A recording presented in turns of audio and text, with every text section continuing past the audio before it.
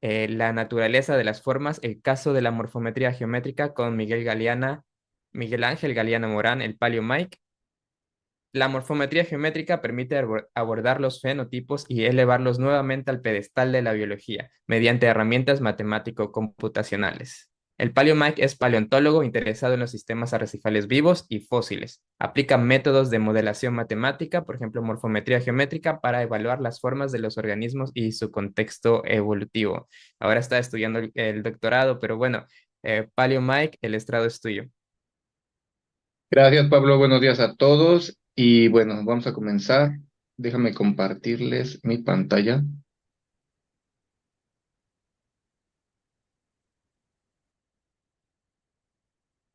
Se ve ahí, ¿verdad? Sí. Bueno, pues sí, gracias por la presentación. Yo estoy ahorita en el doctorado en ciencias biológicas, ya voy a empezar mi último año. Y como mencionabas, yo estoy trabajando con paleontología, pero me estoy enfocando en estos últimos semestres, me he estado enfocando en una aproximación que se le puede dar a ciertas formas, las formas biológicas abordadas desde un punto de vista pues matemático y utilizando herramientas computacionales más modernas. Vamos a empezar con qué es la morfometría geométrica. La morfometría geométrica es un área de la ciencia que ya lleva pues al menos 100 años de desarrollo, pero digamos que el desarrollo previo que se tenía antes de la morfometría, así llanamente llamada morfometría, únicamente iba a considerar las formas, nada más desde la estadística descriptiva. ¿Qué tan larga es una hoja? ¿Cuál es su forma? ¿Cómo se relaciona con otra? ¿A qué otra hoja se puede parecer? En promedio de 500 hojas, ¿cuál es el largo, el ancho, el grosor de las hojas? Y hasta ahí, ¿no? Se quedaba con esas interrogantes y tú tratabas de ajustar tus preguntas biológicas como a esta estadística. La metodología que sigue la morfometría geométrica es un poco diferente. Se utilizan propiamente análisis matemáticos ya en forma más rigurosos y esto permite hacer que las preguntas ahora estén ajustando todo tu modelo perfectamente a la pregunta biológica que tú quieres analizar.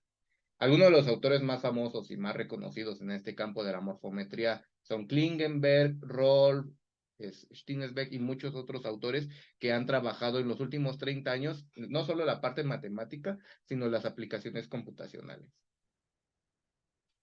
Para hacer un análisis morfométrico, bueno, ¿qué debemos hacer primero? Debemos eliminar los efectos de la no forma. Ahorita vamos a revisar qué es eso. Digitalizar estas formas, que es la parte tecnológica que requiere este trabajo, y el ajuste de Procustes y todo el análisis estadístico a posterior. Vamos a empezar un poco con la geometría de las cosas. Pensando en que la morfometría geométrica requiere forzosamente por la metodología equiparar las formas biológicas que tú estés trabajando de tal forma que tú no afectes la forma. Aquí hay como un término que hace mucho ruido, forma, que nosotros en español lo utilizamos indiscriminadamente, pero en inglés se utilizan varios términos, morph, morphology, form, diferentes formas que tú puedes tener, valga la redundancia, de decir la palabra forma. La forma no es más que el contorno exterior de una forma dimensional, ya sea en 2D o 3D, y que te va a estar reflejando, ¿no? Como ciertas características, como simetría, como ciertas propiedades que tienen algunos objetos geométricos. Y en este caso, para tu análisis morfométrico, tú lo que tienes que hacer es que tu análisis te elimine estas tres cosas que por lo general, pues nos vienen a estorbar, ¿no? Por ejemplo, la traslación de las formas, tú puedes trasladar un triángulo de un lado de un mapa en eje X, X, Y, tú lo puedes trasladar de un lado a otro y no te va a estar afectando la forma. Esa es una traslación. La reflexión es tú vas a tener a tu forma, le pones un espejo enfrente y vas a orientarlo de otra forma con las mismas dimensiones. Y las rotaciones también van a ser transformaciones lineales que van a estarte cambiando la morfología de tu objeto, de tu ser vivo o de lo que estés estudiando, y te las va a estar llevando a otra configuración sin alterar necesariamente estas formas. Bajo estas tres premisas es que la morfometría geométrica va a trabajar y todo lo que no sea esto y que afecte directamente a la forma, por ejemplo, de una estrella de mar y en la que una transformación le agregue un brazo o le quite un brazo, bueno, son transformaciones que ya no te van a estar sirviendo para la morfometría geométrica y bueno, vamos a seguir con el análisis. Parte importante de tu análisis más reciente en morfometría es la digitalización de los modelos que tú vayas a estar trabajando. Una herramienta poderosa que nos va a permitir trabajar estas formas es la fotogrametría. Fotogrametría no es otra cosa que tú vas a tener una cámara de video, una cámara de celular o una cámara un poco más profesional. Tú vas a estar digitalizando tu objeto, en este caso un pequeño Winnie Pooh, pero tú puedes estar digitalizando cualquier otra cosa. Se trabaja para ecología del paisaje, se trabaja para arquitectura, digitalización de iglesias, de cuartos, de espacios, y este es el principio que se sigue para digitalizar tus formas. Una vez teniendo digitalizadas tus formas, vamos a requerir algo que se llama el espacio de Kendall. El espacio de Kendall no es otra cosa que imagina una cúpula que va a estar rodeando al objeto que tú vas a estar estudiando, al ser vivo que tú vas a estar estudiando, y vas a obtener configuraciones de puntos que posteriormente esas configuraciones de puntos las vas a estar trasladando a un plano bidimensional. Ya en este plano bidimensional, tú vas a estar trabajando mediante estadística multivariada. Bueno, ¿qué tanto? Ahora sí, ¿qué tanto es tantito? ¿Qué tanto va a variar la forma de una estrella de mar con respecto a otras 300 estrellas de mar que estés trabajando? De una forma un poco más rigurosa, son análisis que requieren matemática más fuerte. En el caso particular de las matemáticas que se requieren, sobre todo se usa el álgebra lineal para hacer estas transformaciones. Se obtienen eigenvalores, eigenvectores, diferentes metodologías que son un poco más difíciles de explicar en una charla divulgativa como esta, pero que entendamos que estas transformaciones ya en el plano del 3D al 2D son las que se van a estar trabajando con métodos estadísticos. Hay algo que se conoce como el ajuste de Procustes. Les quiero comentar que esta leyenda, bueno, es más bien una anécdota griega. Procustes era un hospedero griego que tenía como un tipo problema, otra vez explico por qué, porque él ofrecía como ciertas promociones de hospedaje, bueno, a las personas que iban pasando, viajeros, comerciantes, diferentes personas, pero este señor, con tal de obtener ganancias, él apostaba con sus hospederos, bueno, a que si cabían en cierta cama, la noche salía gratis o algo por el estilo. Mientras que en la noche, Procustes entraba a las habitaciones de estos incautos hospederos y mediante el uso de una hacha, de una navaja, de un cuchillo, pues cortaba la punta de los pies, la punta de los dedos, que no ajustaba perfectamente en la cama. Algo así como la película de Hostal, pero esto aplicado como a fábulas griegas, y es precisamente este ajuste de Procustes lo que vamos a estar haciendo.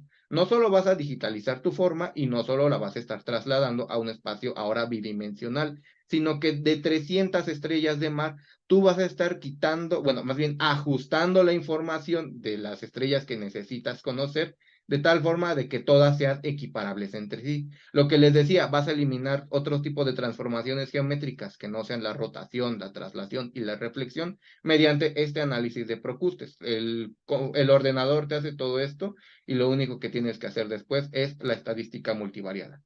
Ya que tienes tu matriz de datos, supongamos que viajas en una aerolínea, ponle, te vas de vacaciones a Cancún. La aerolínea al final de tu viaje te va a hacer dos preguntas. ¿Qué tal te pareció el viaje? Y si recomendarías nuestros servicios. Tú respondes a 500 preguntas, bueno, más bien dos preguntas, 500 personas, y estas personas, bueno, tú puedes graficar en un eje X y en un eje Y, bueno, las tendencias de las personas, quienes recomiendan más el viaje, quienes no lo recomiendan. Puedes incluso agregar una tercera pregunta, así como de ¿qué tal te parecieron nuestros precios? Y todo podrías graficar sin problemas. ¿Qué pasa ahora cuando tú tienes 10, 15, 20, 50, 60 preguntas para 2,000, 3,000 personas? ¿Cómo representarías gráficamente eso? Podrías hacerlo porque si hay aproximaciones matemáticas que también permiten hacerlo, pero supongamos que tú graficas en una nube de datos tu información de tu cuestionario de tu aerolínea y lo que vas a hacer a continuación es con una lámpara apuntarle a esa nube de datos Y todo lo que te refleje esa nube de datos con la luz, la sombra que va a estar proyectándose en la pared, eso va a conocerse como análisis de componentes principales. El análisis de componentes principales es una herramienta estadística que te va a permitir reducir información de tamaño n dimensional a un tamaño n-1 dimensional, de tal forma que ahora tú lo vas a poder representar en un tamaño pues estudiable, en este caso en un plano con eje X y con eje Y. En este caso particular de estas salamandras, estamos estudiando, se estudia el tamaño del cráneo, las diferencias morfométricas y en este caso la diferenciación de especies.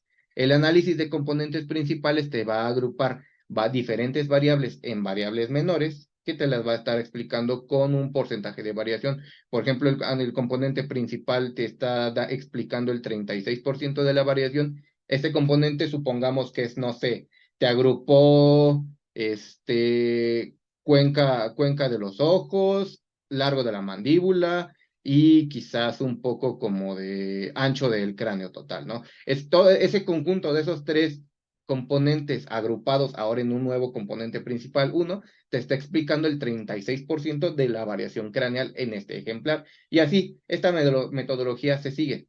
Así es como la metodología estándar que se sigue en la morfometría geométrica, ya que tú digitalizas, haces tu procustes, quitas la información que no te sirva y después haces el análisis multivariado, en este caso pues del componentes principales. Hay otras metodologías como variables canónicas y otras cosas que, bueno, están un poco a discusión qué tanto sirven. Yo con lo que he trabajado principalmente es con el análisis de componentes principales. Una vez que tú tienes tus componentes principales, puedes representarlo de otras formas gráficas. Por ejemplo, en el caso de estos cíclidos, tú puedes determinar qué tanto va a estar variando cada uno de los puntos que tú digitalizaste. Recordando un poco como de esta esfera, de este espacio de Kendall, donde vas a proyectar de dos de los puntos principales de tu forma biológica, o conocidos mejor como landmarks, estos landmarks son los que van a estar componiendo los componentes principales y estos después tú los vas a poder representar de forma gráfica como gradillas de deformación o vectores que te van a estar indicando. Por ejemplo, este landmark de tal aleta a la aleta con el landmark 4 o 5 van a estar variando más. Quizás ahí están elongándose más, reciben una presión de selección mayor, o quizás en el caso de los landmarks o de landmark 7 y 8, quizás hay algo ahí como una estructura reproductiva que está jalando hacia cierta dirección evolutiva este crecimiento de la aleta o una reducción en este caso, ¿no? Para esto es muy útil, sobre todo cuando tú tienes formas a través del tiempo y tú puedes observar cambios evolutivos importantes. Es por eso que la paleontología se basa mucho, se apoya demasiado. La paleontología reciente se basa mucho en la morfometría geométrica, ¿no? Otro tipo de aplicaciones muy útiles y con las cuales tiene todo el principio de cómo funcionan las redes sociales es, por ejemplo, en el reconocimiento facial. Reconocimiento facial, tú vas a igual determinar tus landmarks en el rostro de las personas, vas a estar analizando con inteligencia artificial cómo van a estar variando los vectores, así como los pececitos variaban los vectores que les enseñé antes, igual tú vas a estar observando cómo estos landmarks o ya vectorizados van a estar variando dependiendo, por ejemplo, de un contenido digital. Todo el mundo sabemos que no es un secreto que las redes sociales nos espían, observan nuestras expresiones faciales y dependiendo de qué tanto estemos reaccionando y de la matemática que le esté dando a la tarjeta lógica y después al análisis con el algoritmo, les va a estar diciendo a la aplicación, bueno, esta persona está reaccionando de forma pues positiva a nuestro contenido o está reaccionando con desagrado, hay que recomendarle esto. Esta es la base de las redes sociales. Esto también se utiliza para antropología forense, ciencias forenses, en el caso de, por ejemplo, determinar con estas gradillas de deformación, por ejemplo, en el caso de delitos con arma contundente, bueno, cuál es el área del rostro que, por ejemplo, estaría siendo golpeada más en este tipo de delitos con violencia, ¿no? Son muchas las aplicaciones que tiene la morfometría geométrica y alguna vez un profesor me estaba comentando en mi maestría, nos hizo un comentario como a toda la clase que me hizo mucho ruido. Dijo, jóvenes, si ustedes no estudian nada que no sean genes, que no sea a sí, genes, moléculas, enzimas, todo lo que estén estudiando entonces ustedes como ecología, paleontología, no existe o no sirve. Y es una eminencia de la Universidad Nacional, ¿no? Es como, me hizo mucho ruido como alguien podía pensar esto, que esta visión geneticista, genocentrista, molecular que tiene la biología todavía después de 40, 50 años de desarrollo. Y yo lo que creo es que la morfometría geométrica nos puede dar como pie a complementar esos estudios, reconociendo que hay cosas, por ejemplo, que no conoce la biología molecular. A pesar de que sabemos que tenemos un compartido más del 95% del ADN con otros primates como el chimpancé, no conocemos cómo se están expresando y muy probablemente falten herramientas como la morfometría geométrica para determinar, bueno, cuál es la expresión real de las redes de interacción y de regulación moleculares, ¿no? Pero bueno, ese fue como un comercial como para justificar por qué importa hacer morfometría geométrica, al menos para el área de la biología, que hay muchas cosas que no se conocen y en particular de paleontología, y yo en particular les voy a presentar un poco de lo que estoy trabajando. Yo lo que estoy trabajando en el doctorado es el análisis de un modelo ecológico que propuso un autor, descanse en paz, J.A. Fagerström, que propuso un modelo de gremios arrecifales. Conocemos, bueno, hemos visto imágenes de arrecifes, ya vimos los arrecifes de la película de Buscando a Nemo, pero sabemos que estos arrecifes van a estar teniendo ciertas morfologías dependiendo del nivel energético de donde estos crezcan. Sin embargo, la propuesta de Fagerström se basa sobre todo como en la morfología más que en el nicho ecológico, por así decirlo, o como en la función ecológica. Esta propuesta yo la he estado sometiendo a análisis morfométricos y parece ser que sí, que las propuestas de que dependiendo del espacio aprovechable y las morfologías que van a estar cumpliéndose, parece ser que sí se está confirmando y bueno, es como las aplicaciones que estamos haciendo, ¿no? Igual, contrastando la información que ya se tiene, construyendo modelos con estas herramientas computacionales y que requieren, pues sí, un buen entendimiento de las matemáticas y de cómo sirve esto, como para estar analizando este tipo de cosas, ¿no? Que a mí desde niño me apasionaba mucho la paleontología, pero al mismo tiempo me apasiona mucho temas de biología marina. Y afortunadamente he logrado conjuntar estas dos áreas de formación para mi carrera profesional. Y bueno, ahí están mis redes sociales, me pueden escribir en cualquier momento, siéntanse libres de hacer preguntas, ya sea ahorita en el chat, ya sea ahorita después de la charla, les dejo mis redes sociales principales en las que estoy más conectado últimamente. Y sin más por el momento, pues muchísimas gracias por madrugar, por escucharme y nada. Muchas gracias, Palio Mike. Fue el tiempo, timing, buen timing.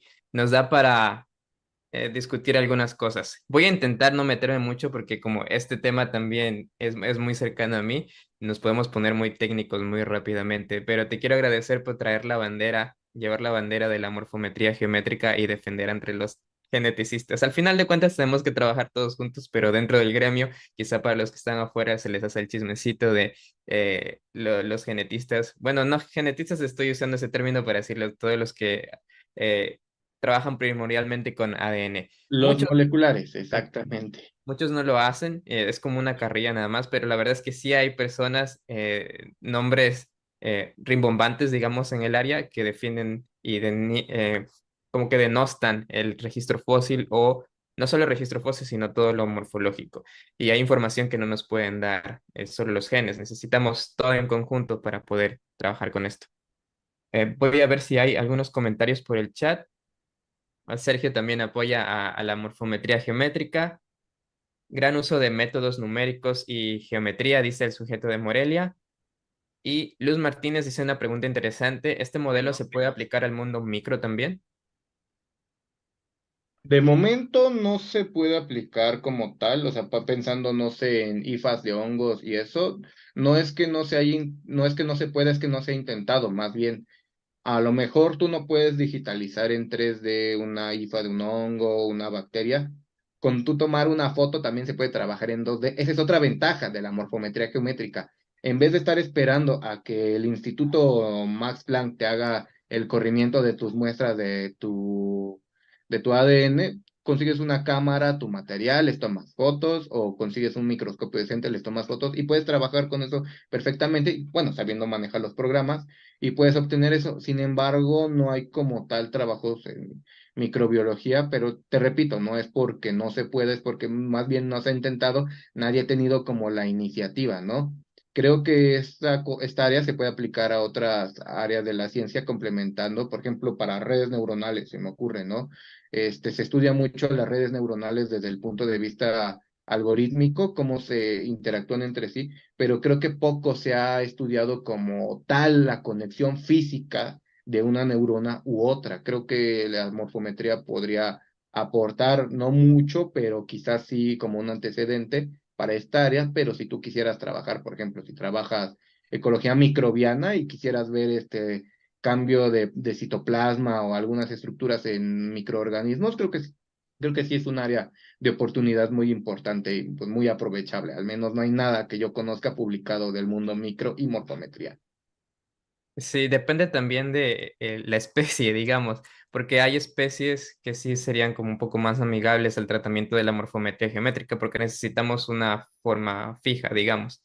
Las diatomeas se me hacen un buen ejemplo y, por ejemplo, dentro de esponjas, cuando haces morfometrías utilizas las espículas también, ¿no? Entonces, pues sí se puede, hay potencial ahí para trabajar morfometría a esos niveles. La cuestión es que cuando trabaja con células, el primer impulso de los que están trabajando con células es hacer los genes y o usar morfometría básica, porque sí he visto que se usa morfometría, pero describiendo como medidas, ¿no? Como largo, ancho, cosas así. Se podría hacer un poco más implementando de manera extensiva los recursos de la morfometría geométrica. Y cómo, bueno, en lo que alguien más pregunta algo, personalmente, ¿tú cómo llegaste a la morfometría geométrica? ¿Te gustaban las matemáticas o fue como las necesito, entonces tengo que aprenderlas porque así va? Fue curioso porque yo cuando entré al doctorado entré a mitad de pandemia, yo creo, más bien yo entré al doctorado cuando la pandemia estaba empezando, creo que entré en un momento un poco difícil de mi formación, porque yo tenía como una idea de qué hacer con mi doctorado, pero no entendía muy bien las herramientas que tenía que tener. Yo quería trabajar cuestiones de convergencia evolutiva, pero yo decía, es que solo tengo, o sea, fósiles de cosas que murieron hace 252 millones de años. ¿Cómo voy a trabajar eso? ¿Bajo qué metodología? Si todas las clases que yo había tomado hasta el momento de la maestría eran únicamente para trabajarlo, pero desde un punto de vista pues reciente, o molecular o con nicho ecológico, tú conociendo tu comunidad y perfectamente, pero ¿qué puedo hacer yo como paleo con estas cosas? Y un compañero, un hermanito académico de ahí del Museo de Paleontología de la Facultad de Ciencias, que ya regresó de Oxford y ahorita ya se dedica a dar clases, fue de hecho el primer semestre en el que yo ingresé con él, fue su primer grupo que dio él en la UNAM con César Campuzano, el doctor César Campuzano. Él fue el que me presentó y a todos los que tomamos ese entonces la morfometría geométrica y creo que es como el mejor curso que yo pude tomar, porque a partir de entonces es que yo empecé a perderle como el miedo o el desagrado a las matemáticas y pues bueno, ahora también entro a clases con matemáticos, ya me estoy animando como a ciertas cosas, álgebra lineal, ya me aventuro por primera vez a leer cosas de geometría moderna y cosas que yo pensaba hace 4 años que entré al doctorado, que pues no, o sea, yo nunca me iba a dedicar a eso, que no sé qué y cosas de ese estilo, ¿no? Creo que sí me quitó el miedo. Ujú. Con las matemáticas es sorprendente el caso y puedo retomar un poco de la charla anterior. Por ejemplo, en la escuela que siempre te decían pi esto, pi lo otro, pero al menos a mí personalmente nunca me enseñaron qué era pi, que era la proporción entre el diámetro y el perímetro de un círculo. Bueno, al revés, perímetro y diámetro, lo cual en realidad es una proporción de morfometría, si te pones a Ujú. pensar en las formas como esto, pues el estudio de las formas.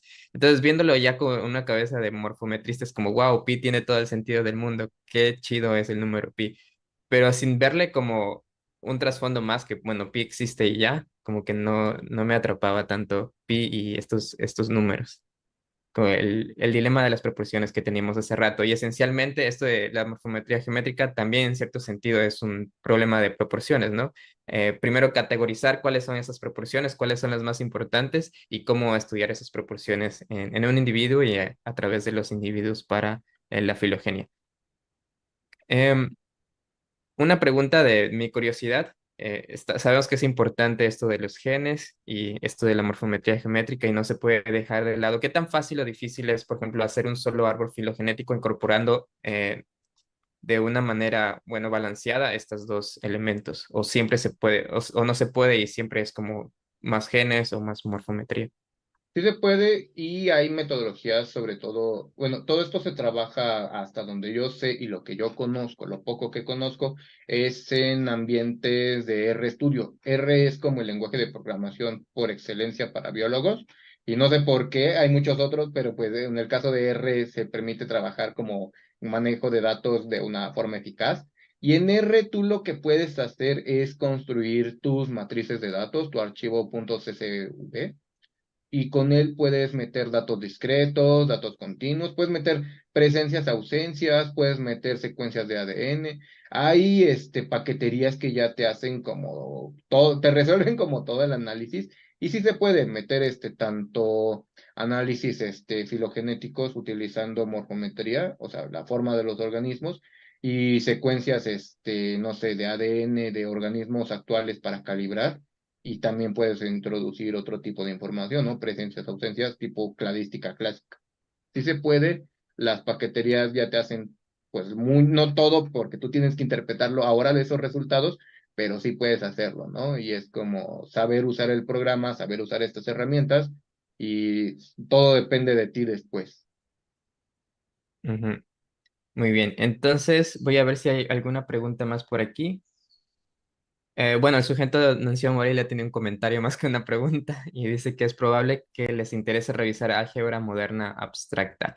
Esa es otra pregunta que también te puedo hacer. Ya iba cerrando, pero siempre salen preguntas así interesantes.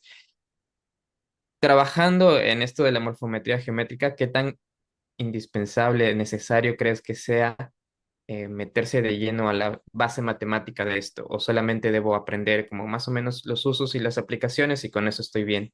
Y no necesito, porque al final de cuentas es como invertir mi tiempo en aprender esto. Es una inversión de tiempo, pero como toda inversión da frutos a largo plazo. Por ejemplo, para el caso de la morfometría, entendiendo álgebra lineal. Alguna vez un compañero me mencionó, que no recuerdo qué autor matemático dijo, qué investigador dijo eso: todas las matemáticas se pueden explicar con álgebra lineal. Creo que el álgebra lineal te da la base como para entender muchas cosas. Puedes entender integrales, puedes entender diferenciales, mecánica clásica, mecánica analítica, muchas cosas con el álgebra lineal. Yo creo que el meollo del asunto con la morfometría, pero que pues, obviamente en el área de la biología es poco explorada porque sí requiere como un entendimiento de cosas previas, pues es el álgebra lineal. Yo creo que sí puedes estudiar, pues, geometría, adentrarte un poco eso, pero creo que lo más clave que alguien puede hacer, no solo como biólogo, sino como matemático, es enfocarse en álgebra lineal. Ya después, si lo quieres aplicar o observar cosas, por ejemplo, de geometría analítica, geometría moderna y cosas de ese estilo, creo que sí podrías hacerlo, pero creo que lo más central es álgebra lineal. Hay libros, hay un libro que recomiendo de la doctora Seldich y colaboradores de la Universidad Michigan Ann Arbor. Ellos trabajan todos estos temas de morfometría, de álgebra lineal, teoría de la forma, pero hacen un manualito específicamente para biólogos. Ya salió la segunda edición de este libro y creo que es un libro que vale la pena leer. Habiéndonos algunos videos de YouTube, por ejemplo, con el cabezón de matemáticas, hay otros canales muy buenos, Math Rocks, que te pueden permitir, a ti como biólogo o como no instruido en las matemáticas, para entender, pues, bueno, a público general, un poco más como de qué va este asunto. Y en el caso de biólogos, pues creo que sí vale la pena, ¿no? Darnos una zambullida en esta área de las matemáticas. Ok, y si yo no estoy muy enterado de las matemáticas, un ejemplo de álgebra lineal, que es, ¿lo vi en la escuela? ¿O es, Por qué es? ejemplo, el álgebra lineal, ¿qué es? Es el estudio de las matrices. Tú vas a tener construcción de matrices, por ejemplo, tu eje X, tu eje Y, tú lo puedes representar en una matriz que es un cuadrito de datos con, por ejemplo, presencias y ausencias, 0, 1, 1, 0. Un poco lo que hace cladística también hace, se puede considerar álgebra lineal. También la mecánica clásica, que tú tienes un eje X, Y, Z y diferentes magnitudes de intensidad de este vector, las puedes representar en una matriz de tamaño 2x3, 2x4, dependiendo de cuántos vectores tengas y cuántas dimensiones tengas. Y tú con esa matriz, que no es otra cosa que un cuadrito con números adentro, tú puedes hacer operaciones, transformaciones, obtener eigenvalores, eigenvectores. Creo que sí son matemáticas un poco más de nivel universitario, pero creo que sí valen la pena, pues, revisarlas, ¿no? Si usas cosas como, por ejemplo, del álgebra de Baldor, sí es como súper básico para entender ya cosas después, ¿no? Pero sí puedes, adentrarte al álgebra lineal, es dedicarle, invertirle más bien buen tiempo. Ujú. Pero sabemos que tiene aplicaciones en todas las áreas. En todas las áreas, hasta el álgebra lineal está en el touchpad de los celulares, así en estos sensores, ahí está. O sea, de plano el álgebra lineal creo que es lo más central en matemáticas, en mi humilde opinión. Ujú. Muy bien, muchas gracias. Pues estamos llegando al final de esta plática muy interesante. Después de esto vamos a tener un breve receso.